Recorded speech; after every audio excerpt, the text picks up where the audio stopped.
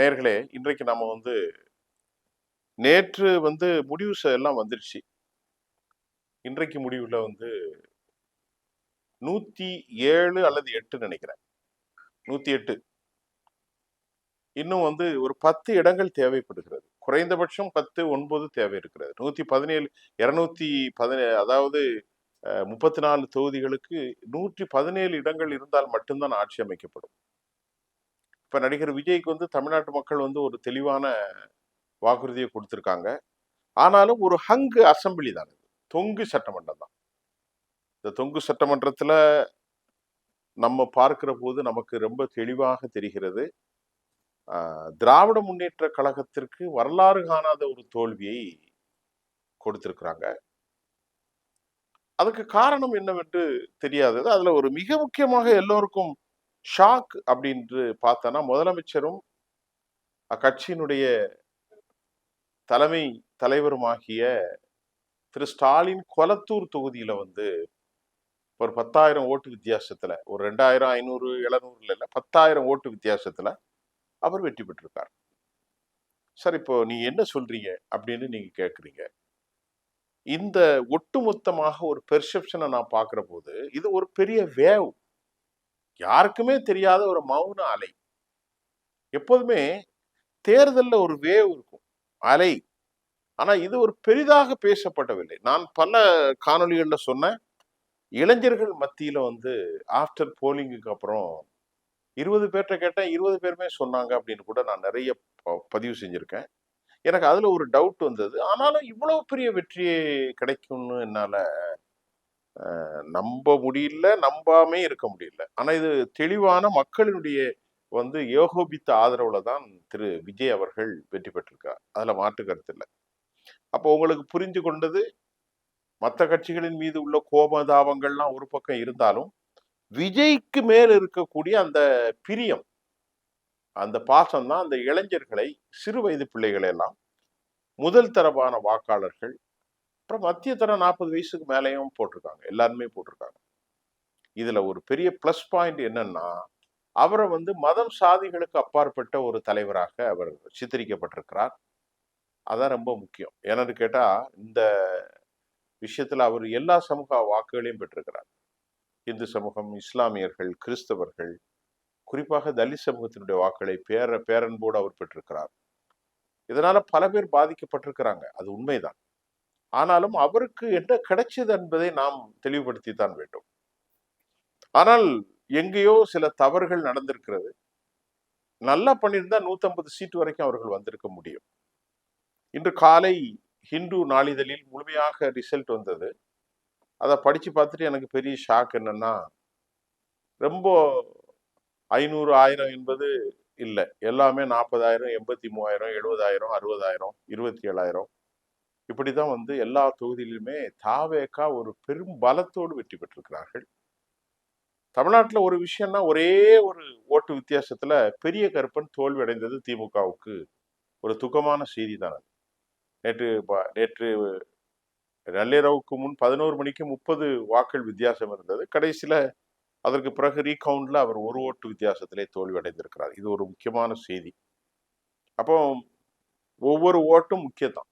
சரி, திமுகவை பெரும்பான்மையாக ஒரு அதிர்ச்சியிலே வீழ்த்தி இருக்கிறது. 73 என்பது அவர்களை ஒரு மாதிரி கண்ணியத்தோடு வைத்திருக்கிறது. அதுல தப்பில்லை.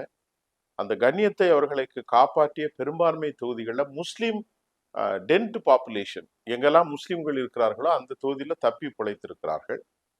ஆனாலும் பல தொகுதிகளில் முஸ்லிம்கள் பெரும்பான்மையாக தாவேகாவுக்கும் வாக்களித்திருக்கிறார்கள். இளைஞர்கள் ஆம்பூர், வாணியம்பாடி, திருச்செந்தூர்ல அனிதா ராதாகிருஷ்ணன், அதே மாதிரி வாசுதேவநல்லூர், கடையநல்லூர், கடலாடி, இப்படி பல இடங்கள்ல இஸ்லாமிய வாக்குகள் பெரும்பான்மையாக விழுந்து மீண்டும் ஒரு முறை இந்த இடத்தை அவர்களுக்கு வருவதற்கு உதவி செய்தார்கள் என்று இன்னைக்கு ஒரு மேகசின்ஸ் ரொம்ப தெளிவாக பதிவு செய்தது.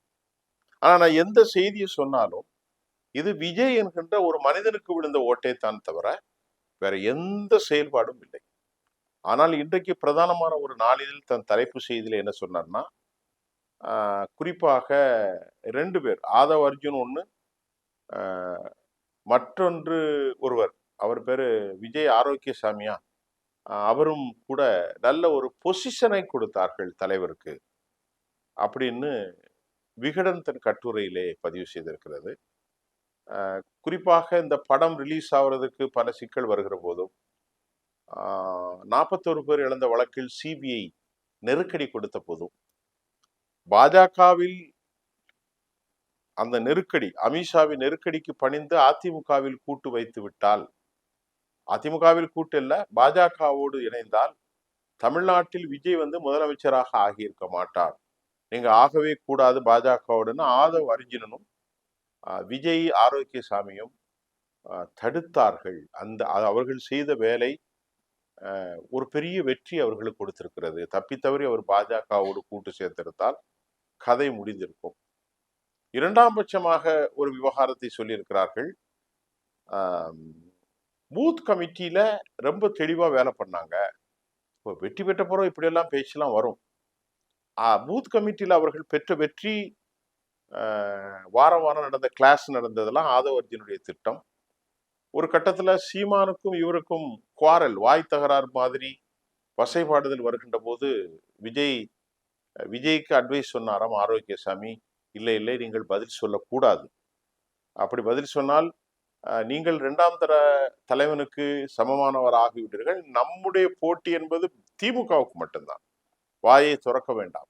இப்படியெல்லாம் அவரை பல வகைகளையும் வடிவமைத்து கட்டமைத்து தான் இந்த வெற்றியை கொண்டு வந்ததாக ஹிந்து தனது செய்தியிலே சொல்லியிருக்கிறார்கள். அதை நம்ம பார்த்து கொண்டுதான் இருக்கிறோம்.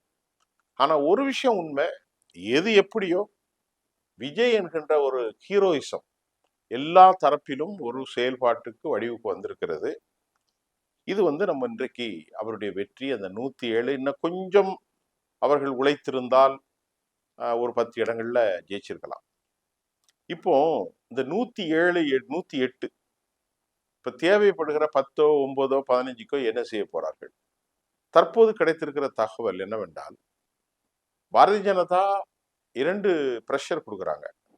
பழனிசாமிய உள்குத்து வாங்கி வெளியிருந்த ஆதரவு கொடுத்து அதுல பாஜக வந்து ஏதாவது வேலையை காட்டலாம்னு பார்ப்பாங்க. பாஜக எங்கெல்லாம் கால் வைக்குதோ அது விளங்கவே செய்யாது என்பது தமிழ்நாட்டு மக்களுக்கு நல்ல ஒரு எண்ணம். வந்த உடனே மத பிரச்சனையை கிளப்புவான். அது வந்து விஜய்க்கு ஒரு செட்பேக் ஆயிரும். தமிழ்நாட்டை பொறுத்தவரை அந்த மாதிரி ஒரு அரசியல் வந்துடக்கூடாதுங்கிறதுல பெரும்பான்மையானவர்கள் தெளிவாக இருந்தாங்க. அப்படி இருந்தும் கூட இந்த முறை இஸ்லாமியர்களின் வாக்குகளும் கிறிஸ்தவர்களின் வாக்குகளும் ஒரு 5% செட்பேக்குன்னு நான் சொல்லியிருந்தேன். அது நடந்துட்டு திமுகவுக்கு இந்த முறை, அதைத்தான் நான் என்னுடைய பழைய காணொலிகளை நீங்க பார்த்தா தெரியும். அதே போன்று அரசுக்கு ஆன்டி இன்கம்பன்சின்னு சொல்லுவாங்க, அரசுக்கு எதிரான மனநிலை வலுவாக இருந்தது. அது ஒரு 5% போயிட்டு, அது மட்டும் இல்லாம இதையெல்லாம் சொல்லி விஜய்க்கு மேல உள்ள கிரஷ், அந்த கரிஸ்மா, அது வந்து over come in every things, எல்லா விஷயத்தையும் மேலோக்கி வந்துடுச்சு. அப்ப எல்லாரும் என்ன நினைச்சாங்க, ரொம்ப சலிப்படைந்தார்கள். தமிழ்நாட்டை பொறுத்தவரை பெரிய சலிப்படைந்தார்கள். என்னடா அதிமுக திமுக திமுக அதிமுக அதிமுக திமுக. அப்புறம் வந்து திமுகவுக்கு எதிராக ஒரு 2ஆம் நிலை சக்தியாக எடப்பாடி இல்லை. அது திமுகவே ஒரு மன்னராட்சி வளையத்துக்குள்ள கொண்டு போய் அவங்களை எதுக்கு ஆள் இல்லைங்கிற மாதிரி, இனி இவர் வந்தா தான் சரியா வரும், அந்த மாதிரி ஒரு ஒரு ஒரு ரியாலிட்டி, யதார்த்த மக்கள்கிட்ட புரிஞ்சாங்க. எடப்பாடி விளங்காது அப்படின்ற மாதிரி ஒரு உளவியல் ரீதியாக மக்கள் சிக்கப்பட்டு கொண்டார்கள். அது எடப்பாடிக்கும் அதிமுகவுக்கும் பெரிய செட்பேக்கு. அப்புறம் சைக்காலஜிக்கலாகவே வந்து அவர்களுக்கு இந்த பாட்டாளி மக்கள் கட்சி, அது போன்று பாஜக கூட்டணிலாம் பிடிக்கல. அதனால எல்லாருக்கும் பொதுவாக எல்லா சமூகத்தினுடைய வாக்கையும், தலித் மக்கள், பிற்படுத்தப்பட்டோர், ஒடுக்கப்பட்ட மக்கள், ஏன்னா பிராமண வாக்காளர்கள், பிராமணர்கள் 2 தொகுதியில் ஜெயிச்சிருக்கிறாங்க. அது கூட நல்ல ஒரு முறைதான். மயிலாப்பூர்ல திரு வெங்கட்ராமன் ஜெயித்திருக்கிறார், ஸ்ரீரங்கத்துல ரமேஷ் என்பவர் ஜெயித்திருக்கிறார். அது அவங்களுடைய பிரதிநிதித்துவம் கொடுக்கிறோம். ஏன்னா எந்த சமூகமும் பிரதிநிதித்துவம் இழந்துடக்கூடாது, ரொம்ப கவனமாக இருக்கணும். 2 பிராமணர்கள் வந்திருக்கிறார்கள். தமிழ்நாட்டில் ஒட்டுமொத்தமாக அனைத்து கட்சிகளிலும் 10 முஸ்லிம் வேட்பாளர்கள் வெற்றி பெற்றிருக்கிறார்கள். திமுக, அதிமுக, தாவேகாலெல்லாம் வெற்றி பெற்றிருக்கிறார்கள். இந்த மாதிரி ஒரு பெரிய நல்ல ஒரு அச்சீவ்மெண்ட். சரி, அப்போ நான் மறுபடியும் சொல்றேன், யார் என்ன ஷேப் பண்ணாலும் வடிவமைத்தாலும் 10 காசு கொடுக்காம, முக்கியமான விஷயத்த சொல்ல மறந்துட்டேங்க. 10 காசு கொடுக்காம ஏழைகள் கூட ஜெயிக்கலாம் அப்படிங்கிறது எனக்கு ரொம்ப சந்தோஷம் அந்த தேர்தல் இது. என்னமோ தெரியல, எனக்கு ரொம்ப சந்தோஷமா இருந்துச்சு. அடிப்படையிலே ஒரு மாரல் கோடா இருக்கணும்னு நான் நினைப்பேன். இன்னைக்கு ஆட்டோ டிரைவர் ஜெயிச்சிருக்காங்க. நான் எல்லாம் ரொம்ப சந்தோஷப்பட்டேன். பாவப்பட்ட ஏழை மக்கள், ரொம்ப சிறுபான்மை, ரொம்ப சின்ன மக்கள் எல்லாம், ரொம்ப எளிய பின்னணி கொண்ட மக்கள், அன்றாட காட்சிகள் எல்லாம் எலெக்ஷன்ல நின்று ஜெயிச்சிருக்காங்க. அப்ப தமிழினத்திற்கு ஒரு செய்தி, ரொம்ப முக்கியமான செய்தி என்னவென்று சொன்னால், இப்படிப்பட்ட படோகரமான அரசியல் இதையெல்லாம் தாண்டி ஒரு எளிமையான போக்காளர்களும் கூட தேர்தலில் ஜெயிக்க முடியும் அப்படிங்கிறத வந்து இன்னைக்கு பார்த்தீங்கன்னா, ஒரு சாதாரணமானவர் 83,000 ஓட்டு வாக்கு வித்தியாசத்தில் ஜெயிச்சிருக்கிறார் ஆட்டோ டிரைவர். அப்ப இதெல்லாம் வந்து இந்த படோகரம், பெரும்போக்கு, கள்ளத்தனம், அரச பணங்களை, மக்கள் பணங்களை காவுகள் கொள்றது, இதெல்லாம் மாறி இருக்கிறது. ஒரு புதிய செய்தி, டு பி அப்பியர், மக்களுக்கு இடையிலே ஒரு புதிய செய்தி. யார் வேண்டாலும் இந்த ஜனநாயகத்தில் போரிடலாம், ஜனநாயக களத்திலே நிற்கலாம், வெற்றி பெறலாம். இது எல்லாவற்றையும் தாண்டி காசு, பணம் என்பது ஜாதி மதங்களை அப்பாற்பட்டது. இது வந்து அவருக்கு பாசிட்டிவ். இப்ப நெகட்டிவ் மட்டும் ஷார்ட்டா சொல்லி முடிச்சிடுறேன்.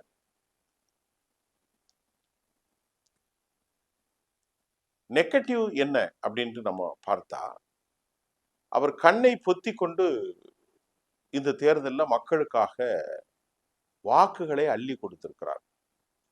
நான் ஒரு 7,000, 8,000, 10,000 நிகழ்ச்சிகள் நடத்தியிருக்கேன். அது பொருளாதாரத்தை நிறைய தெரியும்.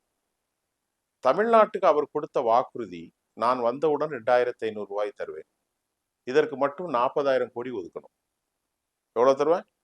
நான் ஆட்சிக்கு வந்த உடனே 2,000 கோடி, இதற்கு மட்டும் 40,000 கோடி, 200 யூனிட் மின்சாரம் ஃப்ரீ. தமிழ்நாடு மின்சாரத்துறை 2 லட்சம் கோடி கடன். இதுக்கு என்ன செய்ய போறார்? மூன்றாவது ஒரு கேள்வி, எல்லோரும் பெண்கள் பஸ்ஸில் ஓசி பயணம், அதாவது அரசு ஃப்ரீயா கொடுக்கும், ஃப்ரீ அப்படி வச்சுக்கலாம். அதற்கு தமிழ்நாடு போக்குவரத்து துறை 48,000 கோடி கடன். இது அல்லாம முதியோர்களுக்கு 3,000, பட்டதாரிகளுக்கு வேலை இல்லாதவர்களுக்கு 4,000, அதுக்கு போக கல்வி கடன்கள், விவசாய கடன்கள் தள்ளுபடி, வட்டியில்லா கடன் 5 லட்சம் வரை. இதையெல்லாம் நான் யோசித்து பார்த்தால் சாத்தியமே இல்லை. தமிழ்நாட்டில் 1,000 ரூபாய் தான் கொடுத்தாலே 12,500 கோடி. இவர் 4,000, இவர் 2,500 கொடுத்தா 40,000 கோடி. தமிழ்நாட்டில் வரக்கூடிய அந்த 4 லட்சம் கோடியில மூலதீன முதலீடு என்பது ரொம்ப சின்ன அளவுல தான் இருக்கு. வெறும் 45,000 கோடி தான் இருக்கு. ஆனா அதை தாண்டி ஊழியர்களுடைய சம்பளம், பென்ஷனுடைய சம்பளம், இதெல்லாம் நான் 1,48,000, 50,000 கோடி வருது. கடன்களை அடைப்பது 70,000 கோடி வருது. இப்ப எல்லாம் போக மூலதன செலவு, இன்வெஸ்ட்மெண்ட் அதே இல்லை. அப்ப திரு விஜய் எப்படி அதை சமாளிப்பார்? யார்கிட்ட பணம் வாங்குவார்? இவ்வளவு பணம் யார் கொடுப்பார்கள் தமிழ்நாட்டு அரசுக்கு? இப்ப மக்கள் தனது கதாநாயகன் எல்லாம் தேர்ந்தெடுத்திருக்கிறார்கள். Now he is a hero of the day. Day அல்ல, ஹீரோ, ஒட்டுமொத்த தமிழ்நாட்டுடைய ஹீரோவால தேர்ந்தெடுத்திருக்கிறாங்க. சின்ன பிள்ளைகள்லாம் 18 வயசு 20 வயசு. ஒருவேளை அவர்கள் இப்படி சொல்லலாம், நான் அவசர கதியில் ஏதோ தெரியாமல் வாக்கு கொடுத்து விட்டேன், சிந்திப்போம் சிந்திப்போம். அப்படின்னா கூட இந்த மக்கள் வாக்களித்தவர்கள் என்ன சொல்வார்கள்? பரவாயில்ல, தலை அல்லது தளபதி ஏதோ பேர் வச்சிருக்காங்கல்ல, நீங்க வந்து கொஞ்சம் அட்ஜஸ்ட் பண்ணி கொடுங்க. அவருடைய வாக்காளர்கள் அதை பத்தி கவலைப்பட மாட்டார்கள். இது அவர்களுக்கு உரிய விவகாரம். இது ரொம்ப முக்கியமான விவகாரம். இந்த சேலஞ்ச் அவர் எப்படி வந்து துல்லியமாக கையாள போகிறார். அடுத்து வந்து ரொம்ப சேலஞ்சு நம்பர் 2, அனுபவம் இல்லாதவர்கள் எல்லாம் அமைச்சரவையில் வரப்போகிறார்கள். ஹோம் மினிஸ்ட்ரி எப்படி கையாள போறாங்க? Law and order situation. அது மட்டும் இல்லாம தமிழ்நாட்டில் போதை கலாச்சாரம், மிக முக்கியமாக கலாச்சாரம். எங்க பார்த்தாலும் போதை, ஸ்கூல் ஜோன்ல போதை, வாயில ஒரு விதமான டொஃபி அல்லது என்ன சொல்றது, புகையிலை, இதையெல்லாம் எப்படி கையல்படுத்த போறாங்க? இந்த போதையின் விளைவு பெண் பிள்ளைகளுக்கு பாதுகாப்பு இல்லை, பாலியல் பலாத்கார சிக்கல்கள், இதை இந்த அரசு எப்படி கட்டுப்படுத்த போகுது? போலீஸ் துறையிலே ஆள் பற்றாக்குறை இருக்கிறார்கள். போலீஸ் துறையிலே 131,000 பேர் தான் இருக்கிறார்கள். போலீஸ் அதிகமாக தேவை இருக்கிறது. இதை அவர்கள் எப்படி கையாள போகிறார்கள் என்ற கேள்வியும் தமிழ்நாடு அரசுக்கான ஒரு சவாலாக இருக்கிறது. இதை தாண்டி மிக முக்கியமாக கட்டமைப்புகளை எப்படி சீரமைக்க போகிறார்கள்? இதை தாண்டி பெரிய பிரச்சனை டாஸ்மாக் பிரச்சனை. டாஸ்மாகில் தமிழ்நாட்டினுடைய வருமானம் கிட்டத்தட்ட 40,000 கோடி, 50,000 கோடி. அப்ப இந்த டாஸ்மாக் அவங்க எப்படி கையாள போறாங்க? மக்கள் கேட்பார்கள். எங்கள் கதாநாயகன் விஜய் குடியை நிறுத்தினால் நன்கு, எப்படி நிறுத்த போறாங்க? நிறுத்துறதுக்கு வாய்ப்பே இல்லை. இது ஒரு மிக முக்கியமான விஷயம். இந்த சேலஞ்ச் எல்லாம் அவங்களுக்கு இருக்கு. அப்புறம் இறுதியா ஒரு கருத்து, பலருடைய தூக்கத்தை கலைத்திருக்கிறார். 3வது பிளேயராக இருந்த சீமான் கண்ணீர் வடிக்கக்கூடிய அளவுக்கு 3% 4% கொண்டு தள்ளி இருக்கிறார். மக்கள் அதிக எதிர்பார்ப்போடு வந்திருக்கிறார். நம்முடைய புதிய முதல்வராக அவர் தேர்ந்தெடுப்பதற்கு காங்கிரசும் பாமகவும் இடதுசாரிகளும் ஆதரவு கொடுக்குமா? அது ஒரு பக்கம். 2வது மற்றொரு நிலையில் அமித்ஷா மேலே இருந்து இவரை ரெஸ்டோர் பண்ணுவாரா? அமித்ஷாவுடைய உத்தரவுக்கு அவர் கட்டுப்படுவாரா? அதுக்கு சாத்தியம் இருக்கிறதா? அதிமுகவை பொறுத்தவரை இது ஒரு பக்கம். இதையெல்லாம் மீறி இந்த சூட்சமா ஆளுமைகளை எப்படி சமாளிக்க போறார்? இவர் பதட்டம் அடையாமல் இருக்கணும். நேற்று கூட வெளியே வரும்போது ஏஎன்ஐக்கு பிரஸ்ல பேட்டி கொடுக்கறது கூட மறுத்து போறார். அப்படியெல்லாம் போகக்கூடாது. இப்பொழுது அவர் மக்கள் பிரதிநிதி. மக்களுக்கு வந்து நிறைய பிரச்சனைகள் இருக்கும். Having lot of issue. அவர்கள் மக்களிடம் வந்து முதலமைச்சர்கிட்ட கேட்பாங்க. முதலமைச்சர் அவர்களே இதை எப்படி செய்ய போறீங்கன்னா நின்று நிதானமா பதில் சொல்லணும்.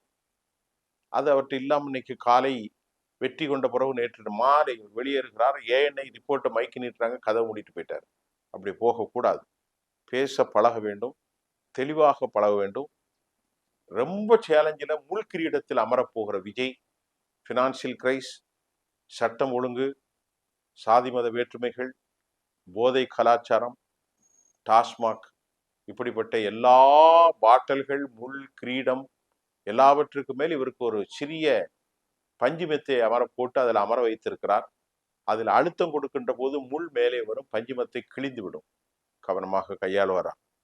இன்றைக்கு அவருடைய போர்ட்போலியோவில் யாரெல்லாம் இருக்க போறாங்கன்ற தகவல் வந்திருக்கு. அதுல பார்த்த அளவிற்கு செங்கோட்டையனுக்கு ஒரு நல்ல பதவி இருக்கும். புஷி ஆனந்த், ஆதவ் அர்ஜுனா, நிர்மல்குமார், அதே மாதிரி ஜான் ஆரோக்கியசாமி, இவர்கள் பட்டியெல்லாம் வந்திருக்கிறது. இன்னும் அவரோடு பயணித்த ஸ்ரீகாந்த் போன்ற முன்னணி பழைய உறவுகளுக்கெல்லாம் நல்ல பதவி கொடுக்க போகிறார் என்றும் தகவல் வந்திருக்கிறது. மிக முக்கியமாக அதிகார பங்கீட்டில் சௌமியாவுக்கு அன்புமணிக்கு பதவி கொடுக்க முயன்றிருக்கிறார். அது ரொம்ப முக்கியமான விஷயம். சௌமியா அன்புமணிக்கு அதை அவர் ஏற்றுக்கொள்ளத்தான் போவார். இடதுசாரிகள் காங்கிரஸ் கட்சி விழி மீது வழி வைத்து உட்கார்ந்திருக்கிறார்கள், ஏதாவது கிடைக்காத என்று. அவர்களுக்கும் கிடைக்கும். 5 சீட்டு வச்சிருக்கிறார்கள். எல்லாம் தொடர்ந்து நாளை மறுநாள் உங்களுக்கு நான் பேச போறேன். இந்த வெற்றி சொல்கிற ஒரே செய்தி, ஒன்னும் டாக்டிஸ் இல்லை, எந்த தந்திரோபதாய நடவடிக்கையும் இல்லை. விஜய் என்கின்ற கதாநாயகனுக்கு தமிழ்நாட்டு மக்கள் ஜாதி மதத்திற்கு அப்பாற்பட்டு வாக்களித்திருக்கிறார்கள். 1000 விமர்சனம் உண்டு அவர் மேல. அதெல்லாம் தாண்டிடுங்க. அதை தாண்டி அந்த வெற்றி பெற்றிருக்கிறார். ஆனா இப்போ அவர் வந்து ஒரு பஞ்சு மெத்தைக்கு மேல அமர்ந்திருக்கிறார். அதுக்கு கீழே ஏராளமாக முள் கிரீடங்கள் இருக்கிறது. கவனமாக கையாளுவாரா அந்த சவால்களை? கொஞ்சம் பொறுத்திருந்து பாருங்க. மீண்டும் அடுத்த செய்தியில சந்திப்போம். நன்றி.